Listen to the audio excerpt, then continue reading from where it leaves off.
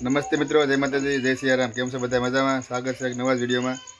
તો આજે એક ભાઈબંધનો બર્થડે છે અને બર્થડેના દિવસે ભાઈબંધને છે ને ભાઈ ભવ્ય સંતવાણીનો પ્રોગ્રામ રાખેલો છે. તો આપણે ત્યાં જવાનું છે અને આજનો આપણે વિડીયો બે ભાગમાં હશે, ભાગ 1 અને ભાગ 2. તો જોવાનું ચૂકતા નહીં. તો આપણે સીધો આપણે વિડીયો ચાલુ કરી દઈએ, બહુ કંઈ ટાઈમ બગાડવો નથી. આવો સાગરભાઈના બર્થડે ઉપર ભાઈ આજે કાર્યક્રમ રાખ્યો છે અને અમારા આજે કલાકારો પણ આવે છે. અમારે એક બેનબા પણ આવી ગયા છે અને હજી હાસ્ય કલાકાર પણ અમારે એક બોલાવ્યા છે. ઉસ્તાદ હજી રસ્તામાં છે.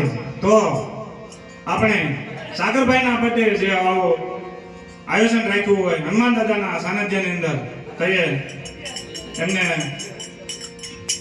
બર્થડે વિશ કરતો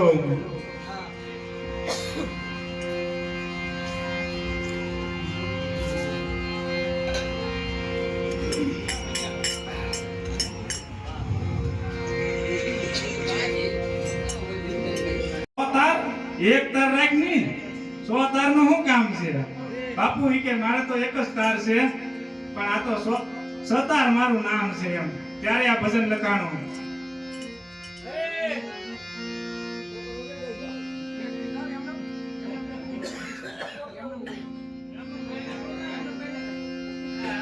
હે મારા દિલના 100 તાર સાલે સાલે છે એક તાર દિલમાં, મારા દિલના 100 તાર સાલે એક તાર દિલમાં. આ ભજન ન્યા લખાણું ભાઈ. આવા સંતો ભક્તોની કાંઈક ને કાંઈક ઘટના ઘટે તો આ ભજન થાય, એમને ભજન થાય નહીં.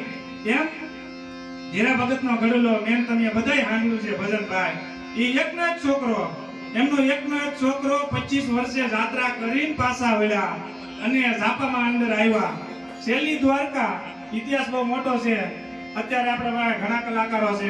આખું કેવા ક્યારેક આપણે પાછા મળશું ત્યારે તમ તાર કહીશ, પણ ઇતિહાસ બહુ મોટો છે. હું કેવા બેઠીશ નતો આ બધાના, કારણ કે આઈને હું કલાક 2 કલાક લઈ જઈશ, કારણ કે મારે પણ 1-2 ભજન ગાવા છે ત્યારે. અને હજી કલાકારો વાતમાં આવે છે. એવા મારા ભાઈબંધના બર્થડે ઉપર ભલામાણા ભેગા થયા હોય ત્યારે આપણા તબલજી આવી ગયા છે. તો હા, ઈ ભજન કેમ લખાણું છે આપણે અધૂરું નથી રાખવું. કેમ લખાણું છે કેવું જ પાછું. એક છોકરાના ઝાપાની અંદર આવ્યા. એ ક્યાં આવ્યા? નંદાણા અને ખંભાળિયા પાસે ગામ છે, નંદાણા ગામ. અને અબોટી બ્રાહ્મણ અને એનું નામ ધીરા ભગત. 25 વર્ષે યાત્રા કરીને પાછા આવ્યા અને શેલી દ્વારકાની યાત્રા કરીને કે લાઈવ મારો અહીંયા ખંભાળિયા કરીને પડકે ગામ છે, નંદાણા ગામ છે ને ખંભાળિયા તાલુકાનું નંદાણા ગામ. કે હું અહીંયા મળતો જાઉં, જરીક રોકાવા તો નતા જ આવ્યા પણ મળતો જાઉં. અને મળવા ગયા અને ઝાપાની અંદર ગયા ત્યાં અસ્થિ હામી મળી, અર્થી હામી મળી. અને એમ થયું કે લાવો મારે પણ આને હારે જોડાવવું જોઈએ કે મારા ગામનો કોઈક સતલો કે ગયું છે હારે જોડાણા. અને આગળ થોડેક ઉભા રહ્યા, સબને માથે મેકવામાં આવ્યો, અગ્નિદાહ દેવાણો અને બધા પાછા વળી ગયા. અને એક ભાઈને ધીરા ભગત પૂછે છે કે ભાઈ કોણ ગામમાંથી સતલોક ગયું છે?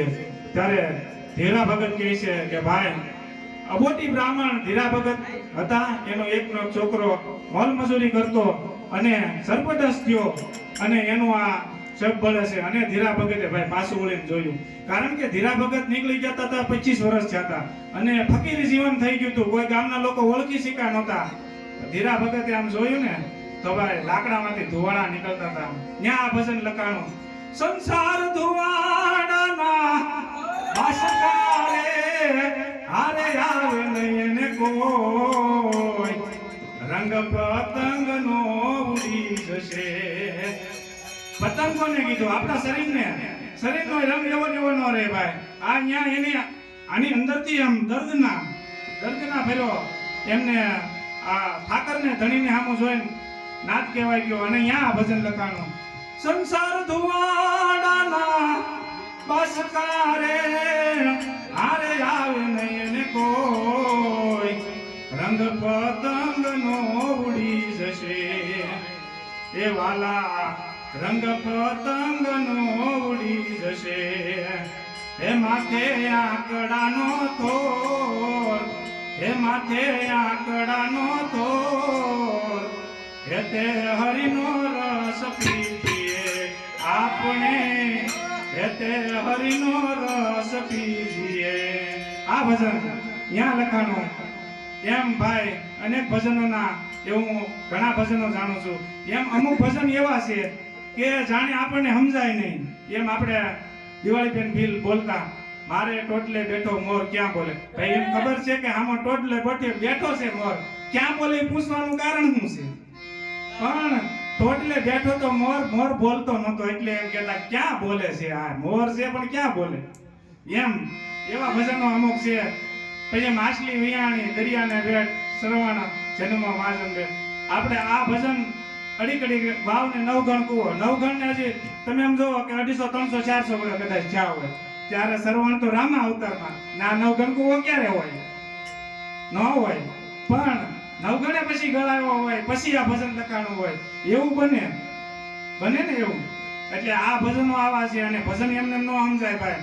મેં ઘણી વાર કીધું છે કે ભજન છે એમને ન સમજાય, આની અંદર તો ઘણું ઉતરવું પડે ત્યારે ભજનો સમજાય છે.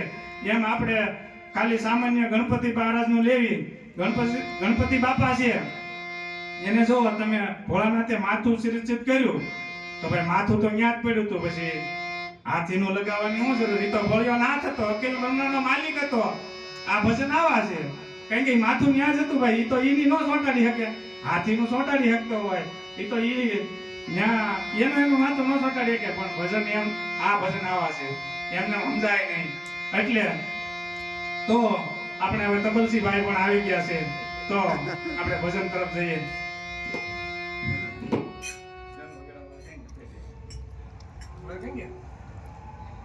હાલો આપણે કોટી કોટી વગર હા એમ હર્ષદભાઈ બોલો. સંજયભાઈ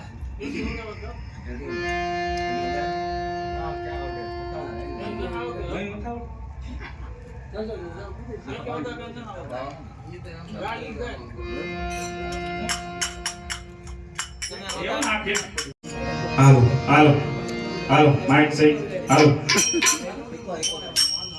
હાલો હા હાલો હાલો હાલો માઇક સહી હાલો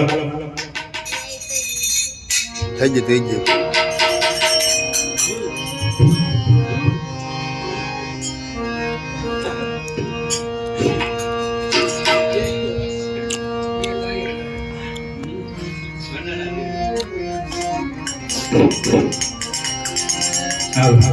બોલો હનુમાનજી મહારાજની જય. સંત દેખી સંત નમો કરીએ, સંત દેખી સંત નમો કરીએ અને જપત નમાવશી. એક ગુના તો ક્યાં કરે તો લાખો ગુના બક્ષી. પ્રથમ કોને સમરીએ કોના લીજીએ નામ, પ્રથમ કોને સમરીએ અને કોના લીજીએ નામ. માત પિતા ગુરુ આપના લઈએ અલગ પુરુષના નામ. સદાય ભગવાનની સહાય રહો અને સન્મુખ રહો ગણેશ. પંચદેવ મળીને રક્ષા કરો બ્રહ્મા વિષ્ણુ મહેશ. તો આપણે ભાઈ દશરથ રાજા જેમને રામને વનવાસ આપ્યો છે ત્યારે દશરથ રાજાએ અનેક વાર કઈ ને સમજાવ્યા કે કઈ માની જાઓ, કારણ કે 14 વર્ષનો વનવાસ આપ્યો તો રામને. અને દશરથ રાજાને કઈ ને સમજાવતું આ ભજન છે. હે કઈ તારો ભરતજી, હે કઈ તારો ભરતજી, હે ભલે ગાજીએ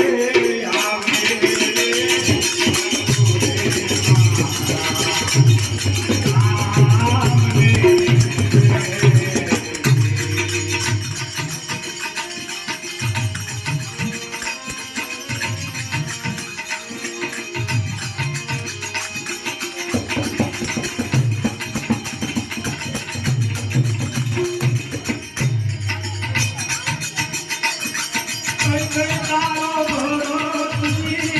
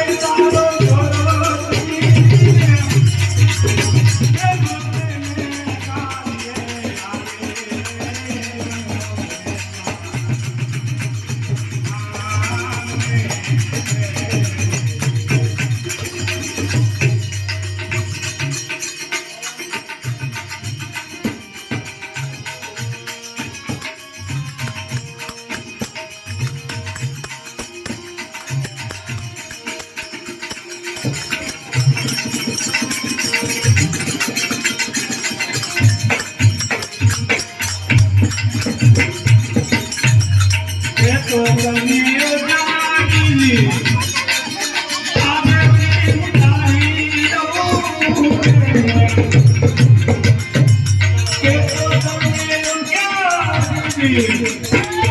આવે દેવનો